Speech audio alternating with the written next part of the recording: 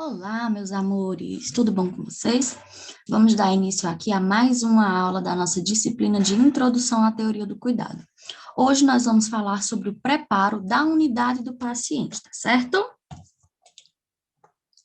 A unidade do paciente, ela é o conjunto de elementos que são destinados à acomodação desse cliente que está internado, certo? E que englobam as facilidades que são adequadas à prestação dos nossos cuidados, dos cuidados que são necessários para que a gente preste um bom atendimento. Esse conceito, ele é um conceito dado pelo Ministério da Saúde. Proporcionar ao paciente um ambiente que seja propício à sua rápida recuperação é uma responsabilidade nossa, tá bom? Então, oferecer à enfermagem condições que favoreçam esse bom desempenho de suas funções, os componentes que diferem de hospital para hospital, mas de uma maneira geral, ele é composto por posto de enfermagem, sala de serviço, sala de enfermagem, sala de utilidades, copas, enfermarias ou quartos dos pacientes, rouparias, banho do paciente. Esse banheiro do paciente, como nós já vimos nas aulas anteriores, ele deve conter o chuveiro sanitário e o banheiro dos funcionários. Os tipos dessa unidade podem ser unidades médicas, unidades cirúrgicas pediátricas, o isolamento, o tratamento intensivo e por aí vai, os compartimentos do hospital, como nós já vimos nas aulas anteriores, tá bom? Então, a unidade específica do paciente é o conjunto de espaços imóveis que são destinados a cada paciente, de forma particular. Esses componentes diferem de hospital para hospital, mas basicamente eles são compostos de cama com colchão, mesa cabeceira equipada com os pertences do paciente, uma cadeira geralmente destinada ao acompanhante, campainha para chamar os funcionários quando necessário, mesa de refeições, a escadinha para o paciente subir até a sua maca, a rede de oxigênio que fica disposta geralmente sobre a cabeça do paciente. E essa disposição dos móveis deverão ser de maneira que permitam uma boa circulação dos funcionários, caso necessite, caso tenha alguma intercorrência, tá bom? Então, sobre essa limpeza da unidade, a limpeza da unidade do paciente, ela pode se dividir se classificar em duas formas. Primeiro, pode ser uma limpeza concorrente ou limpeza diária e limpeza terminal. O que seria essa limpeza concorrente ou limpeza diária? Essa limpeza concorrente é a limpeza que é realizada diariamente, como o nome mesmo já diz. Então, após o banho do paciente e a arrumação do seu leito, ela consiste na limpeza da maca do paciente e parte do seu mobiliário, tá bom? Já a limpeza terminal é a limpeza completa da unidade do paciente depois que esse paciente recebe alta hospitalar, evolui ao óbito ou recebe transferência, tá ok?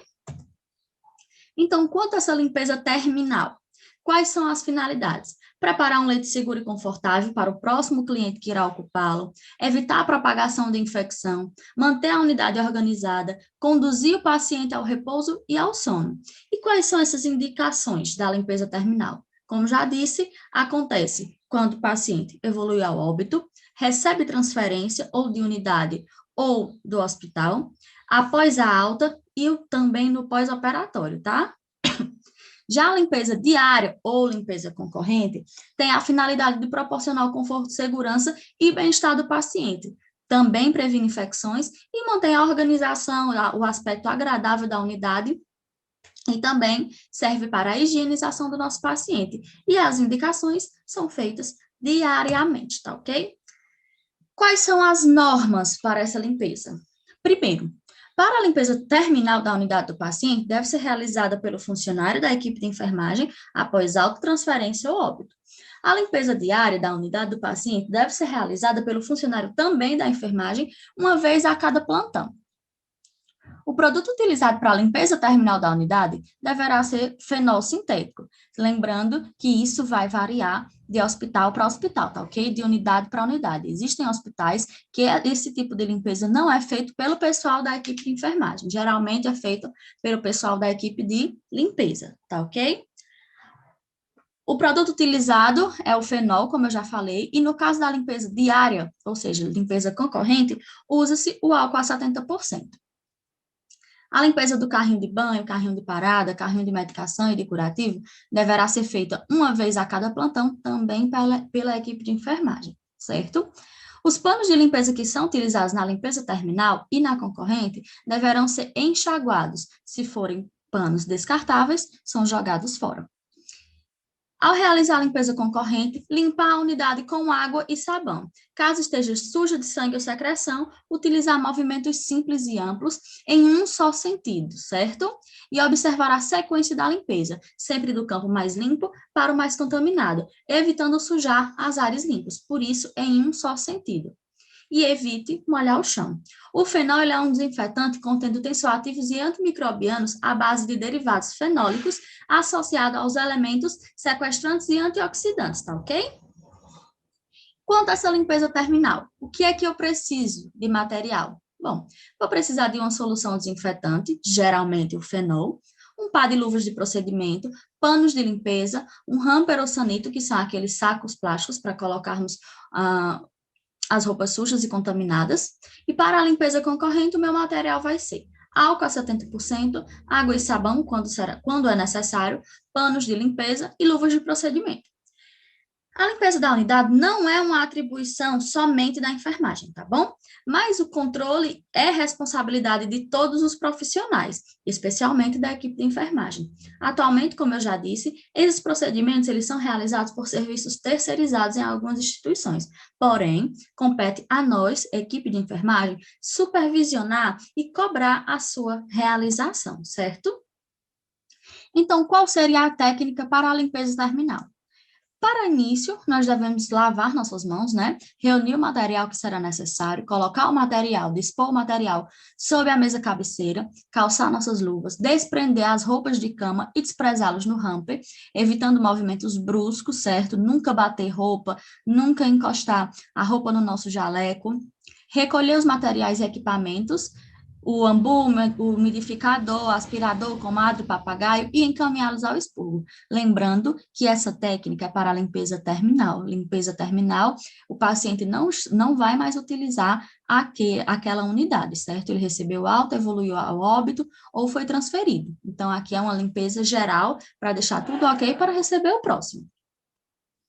Feito isso, afastar a cama da parede, deixando espaço suficiente para a realização dessa limpeza, e iniciar a limpeza do leito pela parte superior do colchão, da cabeceira, para o centro, inclusive as laterais do colchão, sempre do mais distante para o mais próximo, sempre do mais limpo para o mais sujo. Então, eu vou carregar a sujidade do começo do colchão até a metade, certo?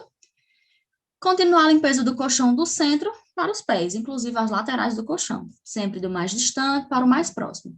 Vou dobrar o colchão ao meio e limpar o estrado inicial da cabeceira para o centro. Elevar esse estrado e limpar a parte inferior do mesmo, inclusive a parte dos pés. Limpar a parte posterior do colchão, no mesmo sentido, da cabeceira para o centro, e repetir o mesmo que eu fiz na parte superior do colchão. Dobro esse colchão para o lado contrário e vou limpar a outra metade, certo? Seguindo a mesma técnica, não esquecendo da parte inferior. Realizo a limpeza da parte posterior do colchão, iniciando do centro para os pés. Passo para o lado mais distante para limpar a lateral do colchão, a grade e os pés do leito. Passo para o lado mais próximo e também vou limpar a lateral do leito, a grade e os pés. Eu vou limpar com uma solução de fenol a mesa de cabeceira, iniciando pela parte interna da mesma. Lembrando que a limpeza da unidade do paciente não é limpar somente colchão e maca, tá certo? A gente também realiza ou supervisiona a limpeza de todo o mobiliário que está ao lado do paciente que for utilizado por ele. Prosseguindo. Limpar com a solução de fenol a parte externa da mesa cabeceira. Limpar com o pano embebido na solução de fenol também o suporte do soro, tá bom, galerinha? Faz parte da unidade do paciente. Então, se tiver fita adesiva, esparadrapo, que porventura nós deixamos lá pregadinho, tira para ser jogado fora, tá bom? Feito isso, terminei o meu procedimento de técnica de limpeza terminal, retiro minhas luvas, arrumo o leito do paciente, conforme as dicas que eu vou falar mais na frente, encaminho o material utilizado para o expurgo, monto o painel se eu tiver mexido nele, lavo minhas mãos e prossigo, tá ok? Esta foi a técnica para a limpeza terminal, certo? E a limpeza concorrente, a limpeza diária? Ela é mais simples, mas também, assim como todo e qualquer procedimento que nós fazemos no nosso dia a dia, a gente precisa fazer a higienização das mãos antes de iniciar qualquer tipo de procedimento, tá bom? também preparo o material que vou utilizar, me encaminho até o quarto do paciente, eu explico o que é que eu vou fazer, calço minhas luvas, avalio as condições de limpeza do leito do paciente, como é que eu vou fazer, se tem como eu fazer, lembrando que o paciente está lá. Vou embeber o pano de limpeza no álcool a 70%, limpar as laterais do leito com pano sempre no sentido da cabeceira para os pés, do lado mais distante para o lado mais próximo. Vou trocar o pano embebido em álcool e limpar a mesa cabeceira também, iniciando pela parte interna e seguir para a externa. A técnica é a mesma, tá bom? Vou deixar a mesa de cabeceira em ordem, organizadinha, vou desprezar os panos de limpeza no hamper, vou desprezar as luvas, lavar minhas mãos, reviso o painel de gases se for necessário, agradeço o paciente e fim de técnica de limpeza diária, tá ok? Agora, quanto às medidas de conforto para os nossos pacientes. Bom, o conforto e a segurança fazem parte das necessidades básicas de qualquer pessoa. A hospitalização em si trazem para alguns pacientes uma sensação de desconforto, de insegurança, pelo fato de enfrentarem uma situação desconhecida, né, longe da família. Então, essa assistência integral da enfermagem deve assegurar segurança, tranquilidade e ainda esclarecer as dúvidas a respeito da rotina do hospital e do tratamento que será feito. A enfermagem pode proporcionar o conforto e bem-estar por meio de um ambiente limpo, arejado e de um leito confortável. Então, para o conforto físico do paciente, é interessante evitar odores fétidos, barulho, má posição, cama com roupa enrugada, molhada, suja, com resíduo de alimento. Então, essa inspeção da unidade do paciente, a manutenção da higiene, da limpeza e do conforto do nosso paciente é uma atribuição da enfermagem, tá certo? Quais são as normas que a gente utiliza para oferecer esse conforto para o paciente? Primeiro que o leito ele deve ser trocado quantas vezes for necessário durante o nosso plantão, certo? O leito deve ser preparado de acordo com a sua finalidade, e nós vamos entender quais são essas finalidades daqui a pouquinho. Abrir as portas, as janelas, antes de iniciar o nosso trabalho. Utilizar lençóis sempre limpos, secos, sem pregas. Caso os lençóis sejam reutilizados, não deixar migalhas, fio de cabelo, qualquer sujidade que possa incomodar esse paciente. Observar o estado de conservação dos colchões, travesseiros. Não sacudir, em hipótese alguma, as roupas de cama. Não arrastar as roupas de cama no chão do hospital, certo? Então, vamos lá.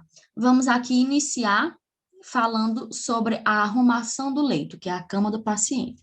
A técnica tem como objetivo proporcionar o conforto e a segurança do paciente, mas existem 3 tipos de camas.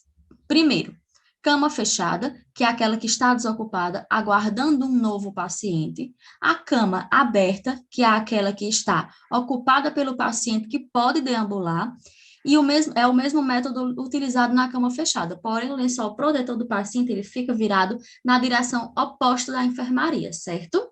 Geralmente na posição horizontal. A cama do operado é a cama que está aguardando o retorno de um paciente que está sendo submetido a algum procedimento cirúrgico no centro cirúrgico, tá bom? Vamos agora conversar sobre a arrumação de cada uma dessas camas, cada um tipo de cama.